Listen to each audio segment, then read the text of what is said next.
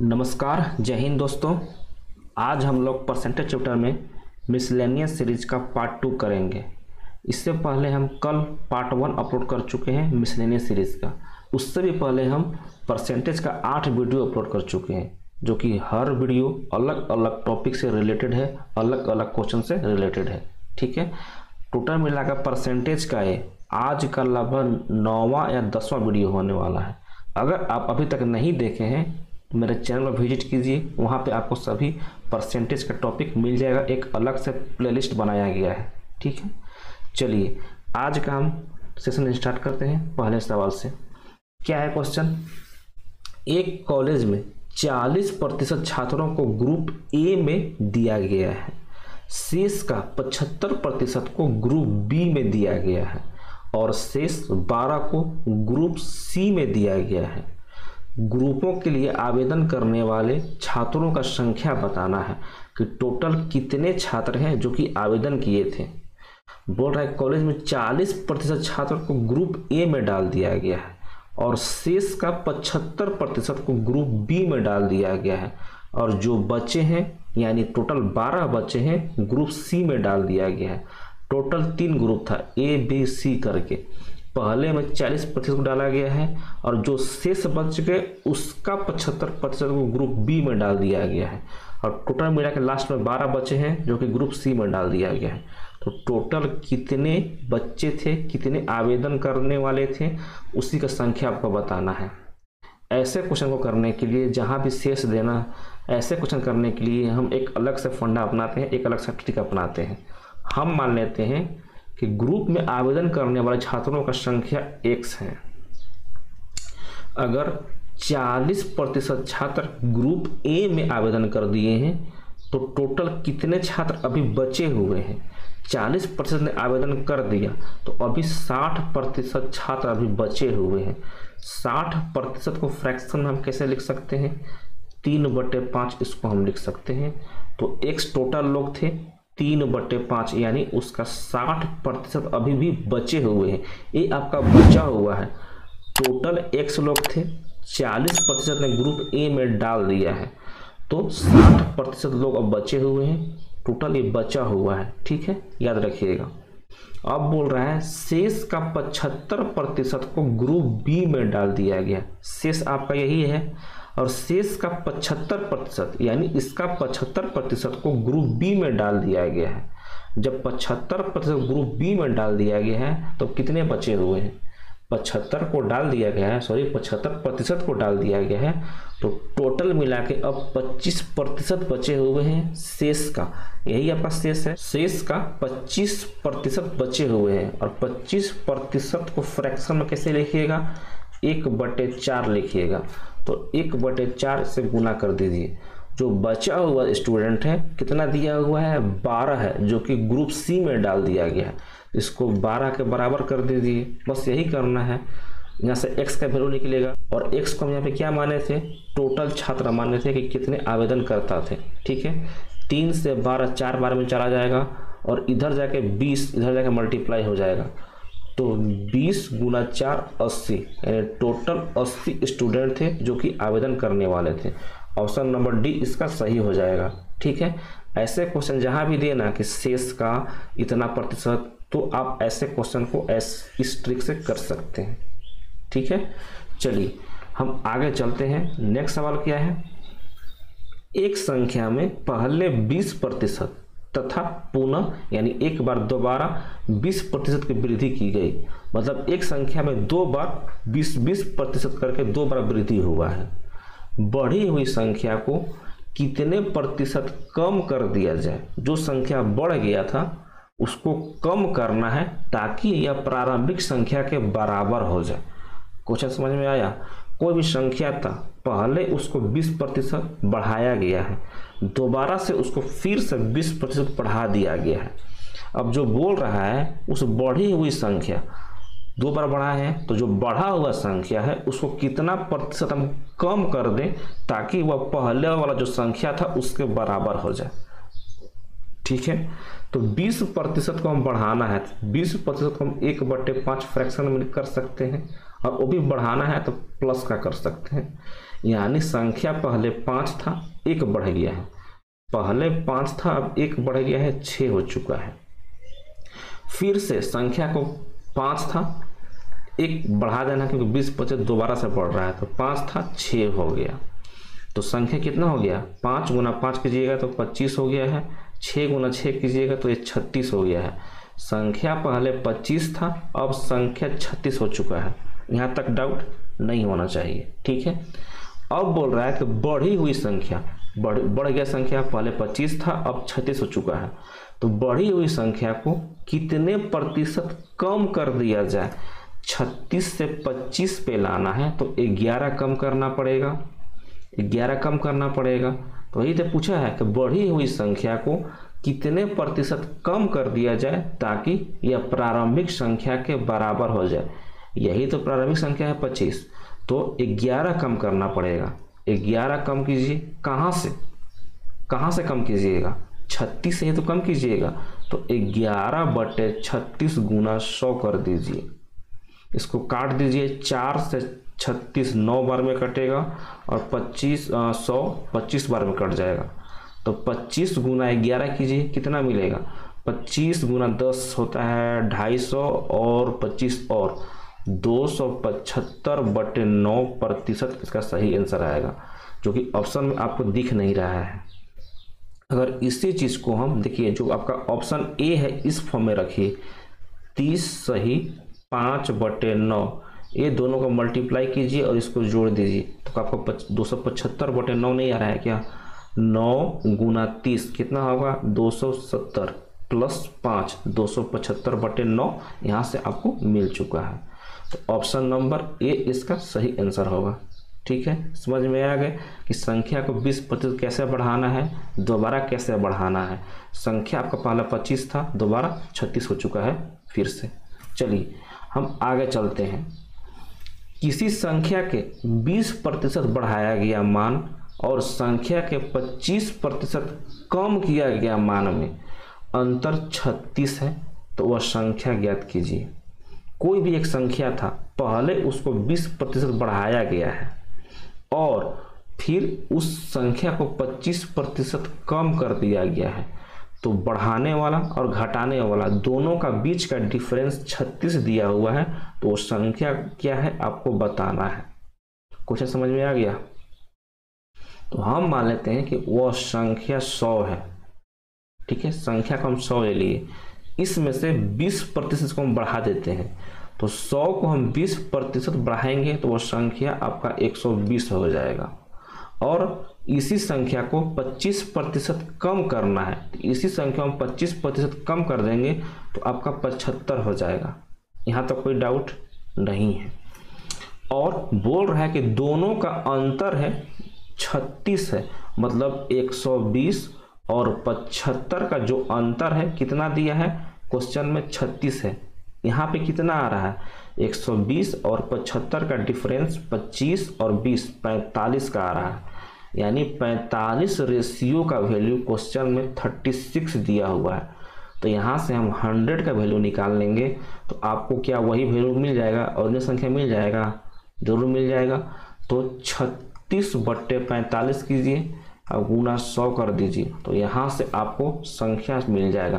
कैसे कि इसको हम किए हैं, यहाँ से एक रेशियो का वैल्यू निकालिएगा तो 36/45 आएगा, 100 का निकालिएगा तो 100 से गुना कर दीजिएगा, जो कि हम यहाँ पे किए हुए हैं।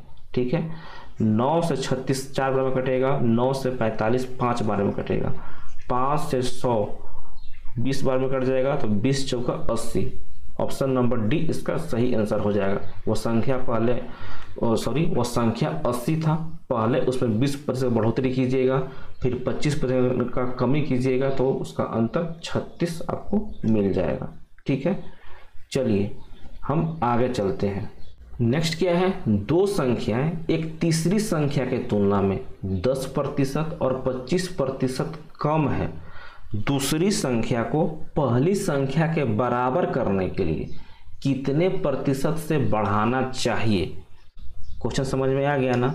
दो संख्या एक तीसरी संख्या की तुलना में 10% और 25% कम है, तो हम मान लेते हैं कि जो तीसरा संख्या है 100 ले लेते हैं इसको हम। ये आपका पहला संख्या है, ये आपका दूसरा संख्या है। तो पहला संख्या 10% को हम कम ले लेते हैं, तो 100 का 10% कम यानी 90 आ जाएगा।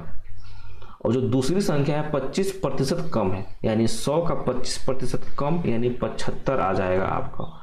और क्या बोल रहा है, दूसरी संख्या 75 है, दूसरी संख्या को पहली संख्या के बराबर करने के लिए, यानी 75 को अगर 90 करना है तो कितना उसको बढ़ाना पड़ेगा, आपको 15 बढ़ाना पड़ेगा। यही पूछा है कि दूसरी संख्या को पहली संख्या के बराबर करने के लिए कितने प्रतिशत से बढ़ाना चाहिए, तो 15 बढ़ाना चाहिए। कहाँ से, 75 से, गुना 100 कर दीजिए, तो 15 25 75 होता है, 5 से 100 20 बार में कट जाएगा, यानी टोटल मिला के ऑप्शन नंबर सी 20% इसका सही आंसर हो जाएगा। ठीक है, समझ में आ गए। चलिए नेक्स्ट सवाल कीजिए। क्या है, यदि किसी भिन्न के अंश में 20%, अंश और हर दो चीज होते हैं, आपको हम बताए थे, यानी न्यूमरेटर और डिनोमिनेटर, अंश और हर।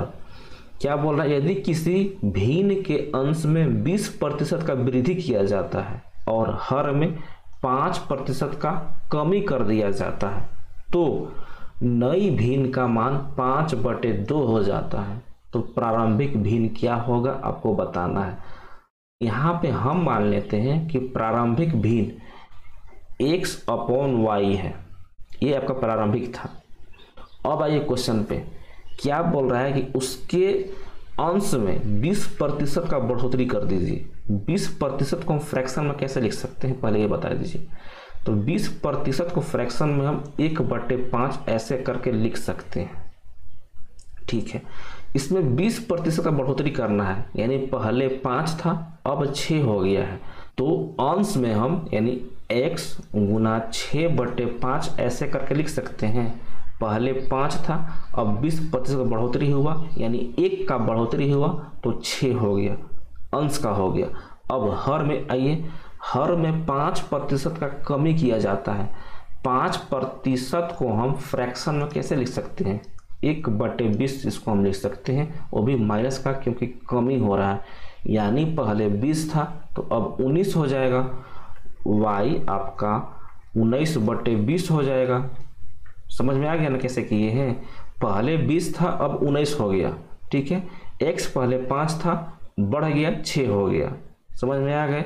और यही वैल्यू आपका 5/2 दिया हुआ है पहले से क्वेश्चन में। यहाँ से आप x और y का वैल्यू निकालिए, जो कि आप स्टार्टिंग में माने थे कि ये मेरा प्रारंभिक भिन्न है। x और y जो निकलेगा वही आपका प्रारंभिक भिन्न होगा। इसको आप कैसे सॉल्व कीजिएगा, इसको सॉल्व करने के लिए हम क्या कर सकते हैं, देख लीजिए।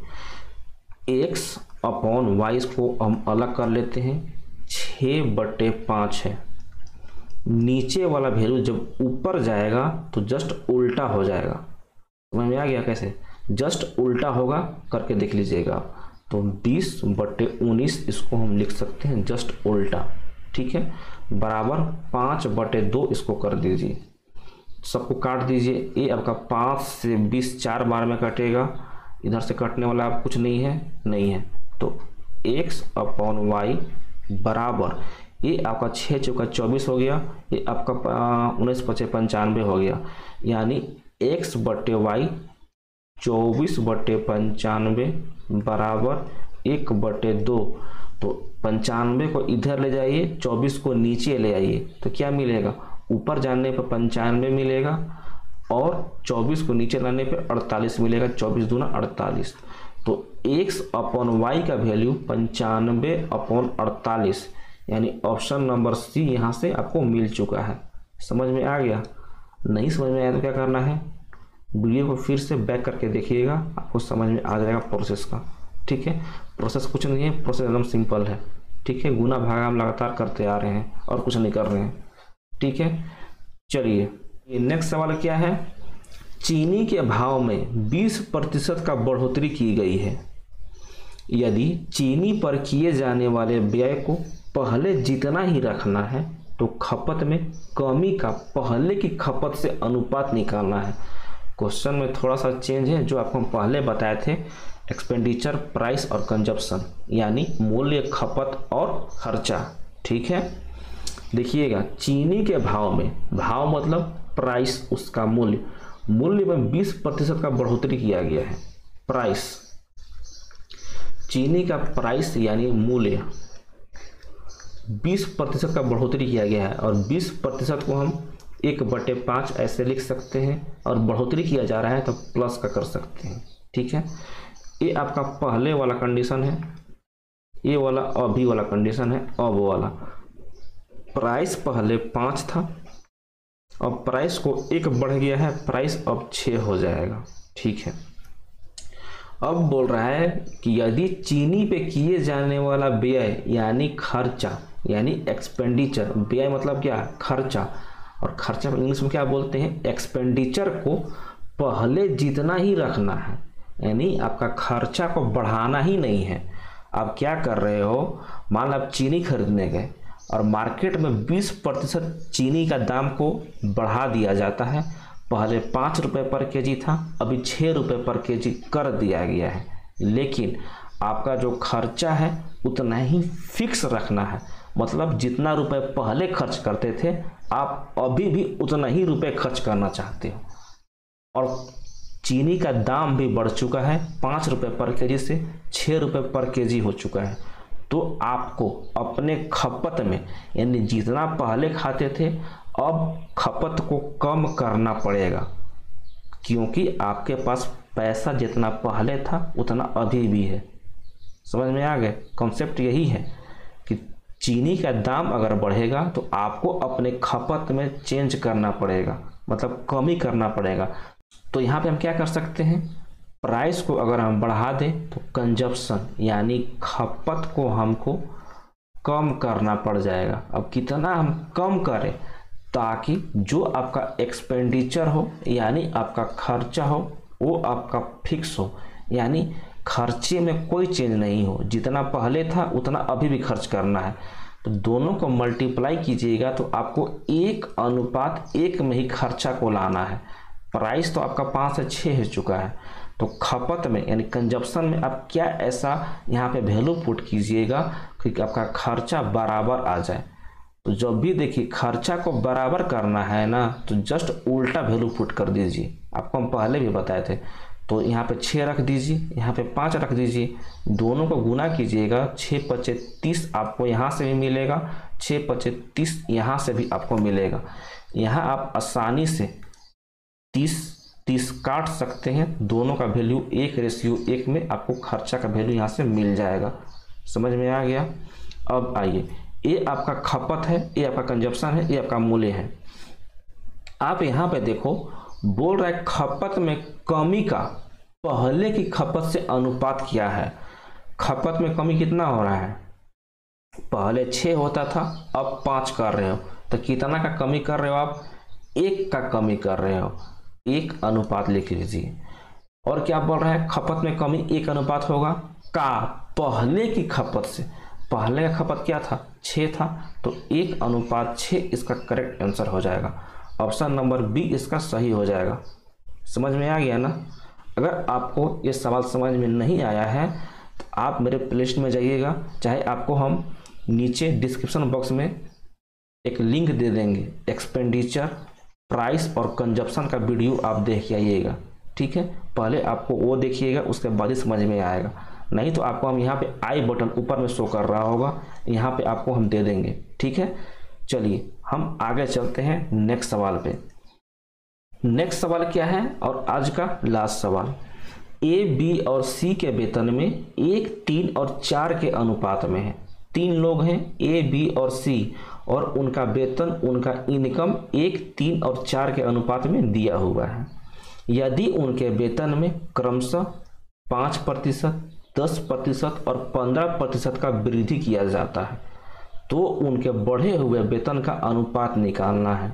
ठीक है, अनुपात दिया भी है और अनुपात निकालना भी है। तो हम क्या करेंगे, ए, बी, सी 3 लोग थे, उनका इनकम का रेशियो क्या दिया हुआ है, ये आपका इनकम का रेशियो है, यानी उनका आय का रेशियो है, 1, 3 और 4 दिया हुआ है। यदि उनके वेतन में इतना % का बढ़ोतरी हो रहा है तो हम मान लेते हैं कि ए का इनकम 0 और बढ़ा लेते हैं, इसका 300, इसका 400। और बोल रहा है यदि ए का इनकम में 5% का बढ़ोतरी हो रहा है, पहले 100 था, 5% बढ़ोतरी हो रहा है तो कितना हो जाएगा, टोटल मिलके 105 हो जाएगा ए का इनकम। हम कलर चेंज कर लेते हैं। बी में आइए, बी का 10% इनकम बढ़ रहा है, पहले 300 था, 10% बढ़ा दीजिएगा तो टोटल 330 आपका बी का इनकम हो जाएगा। सी में आइए, सी का इनकम 15% बढ़ रहा है, पहले 400 था, 15% बढ़ा दीजिएगा तो 15 चौके 60 यानी 460 आपको मिल जाएगा। तो क्या बोल रहा है, इनके बढ़े हुए वेतन का अनुपात निकालना है। 105, 330 और 460 का अनुपात निकाल दीजिए। 5 से काट दीजिए, 105 21 बार में कट जाएगा। ये आपका 630 6 बार में 6 बच गया, 6 बार में चला जाएगा। और ये आपका 460 9 बार में बचेगा, यहाँ से बच जाएगा 1 यानी आपका 2 92 बार में जा रहा है क्या, 5 से 9 1 हाँ 92 यानी 21 66 92 ऑप्शन है क्या, 21 66 92 ऑप्शन नंबर ए इसका सही आंसर हो जाएगा। ठीक है, 21 66 95 भी है, 95 तो नहीं आ रहा है ना। अगर हम 5 से काटेंगे इसको तो 9 बार में जाएगा और 1 बचेगा 2 बार में, 21 66 92 ही आएगा। ठीक है, अगर आपको आज का सेशन पसंद आया होगा तो वीडियो को लाइक कर दीजिएगा। फर्स्ट टाइम चैनल पे आए होंगे चैनल को सब्सक्राइब भी कर दीजिएगा। ठीक है, चलिए हम मिलते हैं नेक्स्ट क्लास में, तब तक के लिए अपना ध्यान रखिए। जय हिंद, जय भारत।